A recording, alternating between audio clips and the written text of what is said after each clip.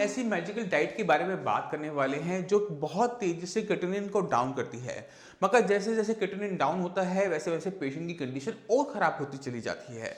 इस डाइट को मैं अपने वर्ड्स में मैजिकल डाइट कहता हूँ, क्योंकि इसका यूज बहुत सारे आपको डॉक्टर्स करते हुए मिल जाते हैं। तो ऐसी डाइट से हमें बच के रहना होता है। इस डाइट के अंदर सबसे बड़ी खामी ये होती है कि ये आपकी बॉडी को बीमार और बीमार और बीमार बनाती चली जाती है। शुरुआती में आपको लगेगा कि आपके क्रिएटिनिन लेवल बहुत अच्छे डाउन हो रहे हैं, मगर धीरे धीरे आपकी बॉडी डेटोरेट होती चली जाएगी, बॉडी में वीकनेस आनी शुरू हो जाएगी, लेग्स में स्वेलिंग आनी शुरू हो जाएगी।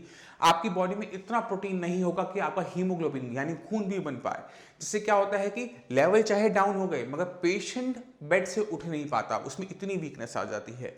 इसके अंदर हमने कुछ नहीं करना होता है। इस डाइट के अंदर अगर आप देखोगे, किसी भी पेशेंट की डाइट देखोगे, तो वो सिर्फ 3-4 टाइप की सब्जियां खा रहा होता है, घिया, तोरी, टिंडा, और किसके साथ खा रहा होता है? चपाती के साथ। और उसको बनाने के लिए वो जो चीजें इस्तेमाल कर रहा होता है उसमें सिर्फ नमक होता है और सिर्फ होती है हल्दी।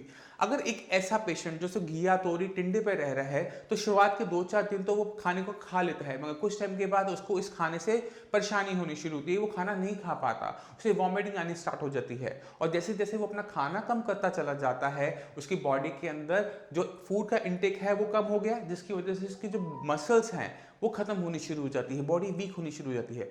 और जैसे जैसे मसल्स कम होंगी वैसे वैसे क्रिएटिनिन भी डाउन होता है, क्योंकि क्रिएटिनिन जो है वो मसल्स में बनता है।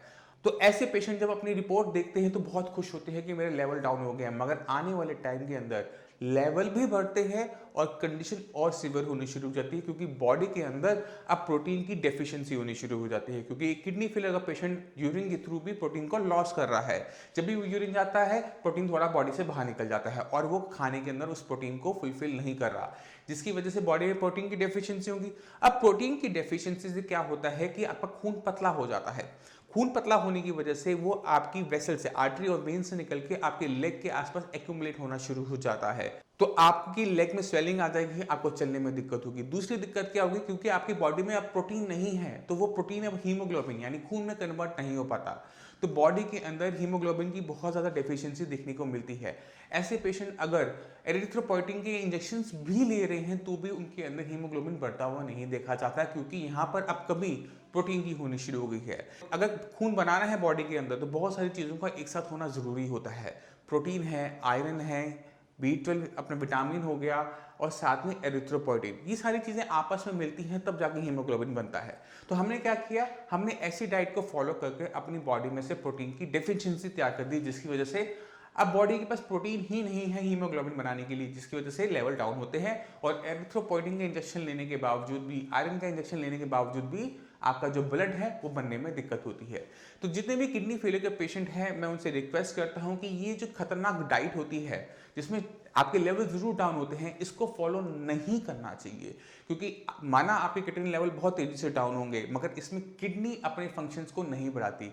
किडनी भी ताकत की कमी की वजह से अपने फंक्शंस को खोना शुरू कर देती है और आपके लेवल और तेजी से बढ़ना शुरू हो जाते हैं। तो हमने ध्यान रखना है कि हम एक किडनी फेलियर पेशेंट के अंदर एक बैलेंस डाइट दें। अगर हम डाइट में से प्रोटीन को निकाल रहे हैं तो वहाँ पर कार्बोहाइड्रेट्स को सही तरीके से प्लेस करें, पेशेंट खाना पूरा का खाए।